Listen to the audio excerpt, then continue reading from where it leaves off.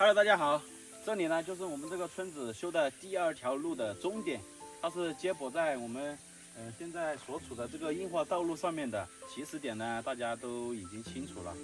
这一条路呢也是修到下面去的，这是在这条路未硬化以前，这上面这个村子里面大多数人在的时候，他们齐心协力把这一条路呢给它修了一个小道，但是修到一半，这条毛石路就没有怎么动了，因为有的村民的话，他们不太愿意，就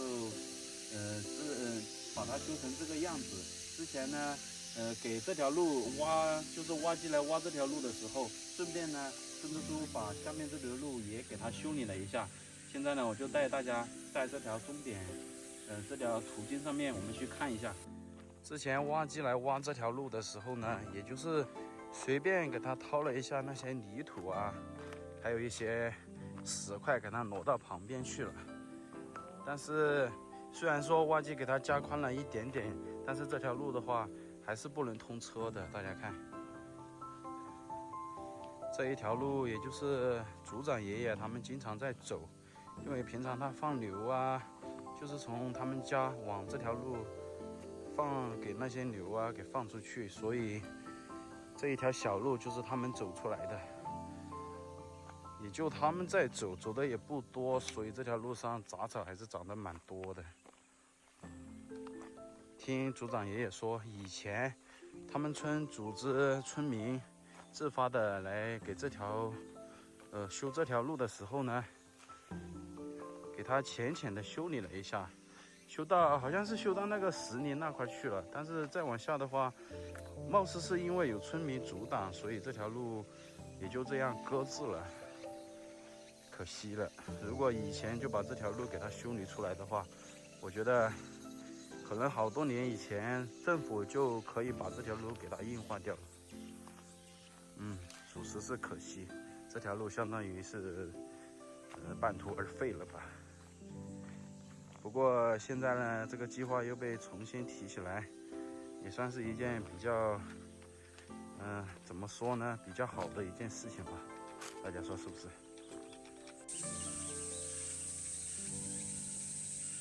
之前这条路好窄的，那个挖机来挖了一遍，给加宽了不少。大家看，现在这两条应该是人或者牛走过的这2条道路。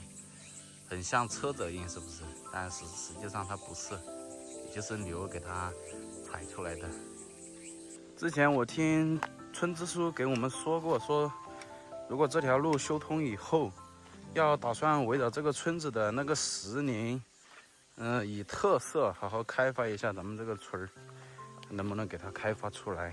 所以下面那条路修上来的话，是不会给那些石林啊给它毁掉的，要依绕那个石林，然后呢绕过它，才给这个路接通到这个村子里面，给大家看看一下这个石林里面的到底是什么样子吧。走，石林就在前方，大家看，前面那儿就是那条土路了，挖机好像只是挖到那里就没动静了，到这个林子里面来，这里还是可以接过来的。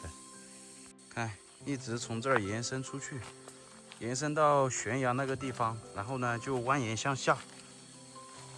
这个地方，这个宽度啊，就是我现在站在这里，大家看这里，这个宽度还是可以通车的，是不是？如果到时候修路修上来了，那个挖机一通，直接开上来，随便把这些石头啊给它清理一下，它就形成一条毛石路了。所以现在最难的地方就是下面悬崖那块，那里基本上都是花岗岩，非常坚硬，也是整个工程的难点。相对于我现在这个位置的话，那儿真的是太过于艰难。不过那些山石的话，应该是要放炸药给它炸掉的。这里就是一直可以从这里延伸到上面的马路，就是已经硬化的那里。大家看，这里就是悬崖边，这个几乎就是垂直90度的悬崖。你说离不离谱？这么高的悬崖，要在这个崖壁上开山凿石修路，哎，真的是换在以前的话，简直是天方夜谭。从这个悬崖边可以看到，昨天我们拍摄的那个空压机。大家看，这下面的话，就是他们所说的那个石林了。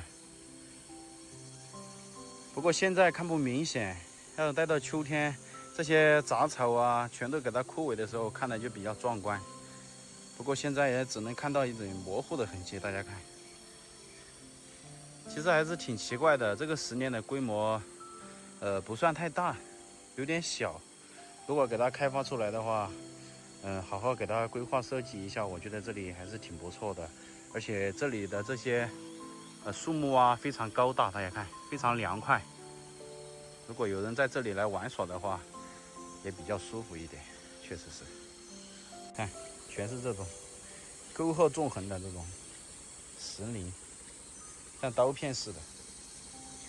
哇，这里这几棵树真的好大呀！特别是这棵枫树，大家看，那么粗的树干。这里看还不太明显，我到它那个树干那儿去看看。大家看这些石头是不是很奇怪，像个驼峰似的，奇形怪状。而且还不止这一处，这个林子里到处都是这种怪石。我的妈呀，这个树，大家看，这么粗，这么粗，我一个人合拢这个双臂合拢都抱不了它这个树干，真的是太离谱了，长这么大。这个树不知道有多少年的历史了都。我觉得哈，我预估可能比我的年龄都大。大家看这个地方，就是我昨天所处的那个接驳点，然后叶子从这条小路给它凿开，找一条路延伸到我现在所处的这个位置来，真的好陡峭啊！可能在视频里面看的不是太明显，没有我在现场看的这么直观，真的很陡峭的。这里的坡度的话就稍微要缓一点。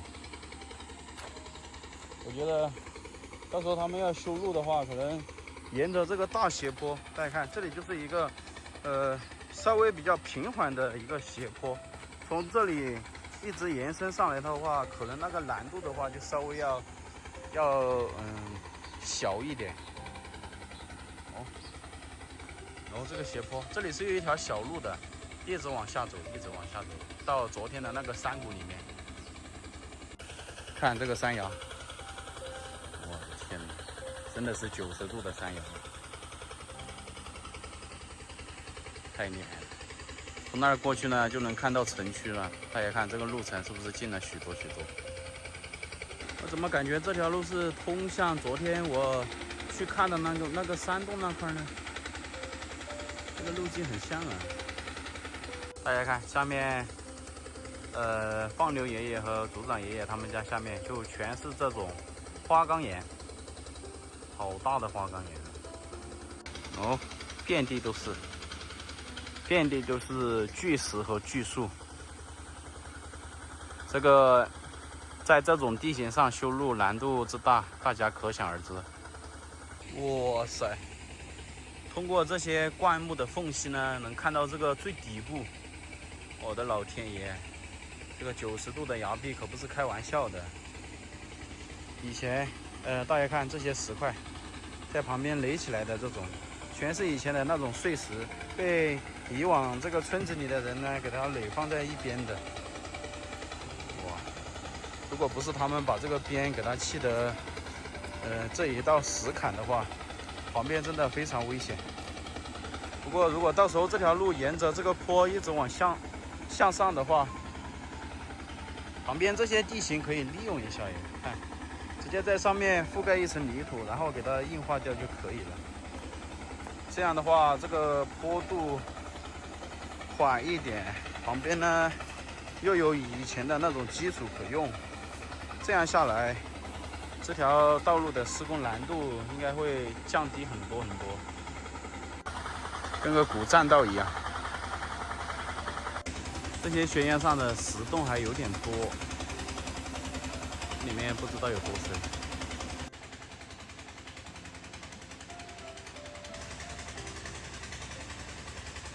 哇，这里真的可以走到昨天那个石洞这儿，看，那不就是外面的那一个掉下来的大石板吗？原来这条路是通的呀！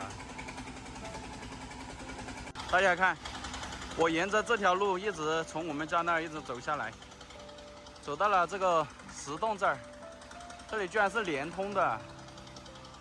他们不会真的要从这里把这条路修上去吧？昨天师傅们在打这里的洞，看，今天他们更往下了。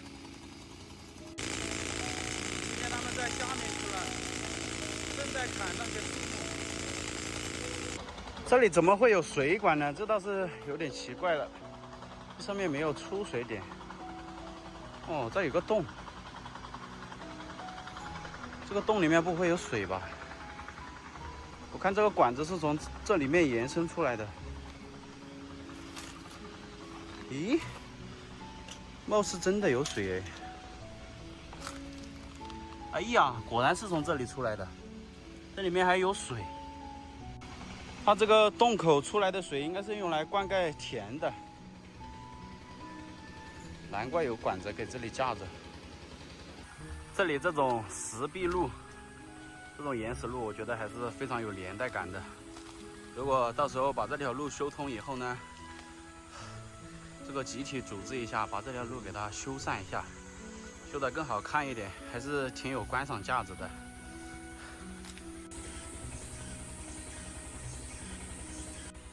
这里的悬崖就更加的陡峭了，这个都已经不是90度的那种直角悬崖了，度数更大一些。好家伙，从这里下去看那个石林的话，那种感受的话更直观一点。看，全是在这种巨石之间的夹缝中。哦，那边更像这种石林了。之前我们来过，这里我就不过去了。这些虫木真的是有点多，而且好多蚊子啊，这里面，看全是这种巨石。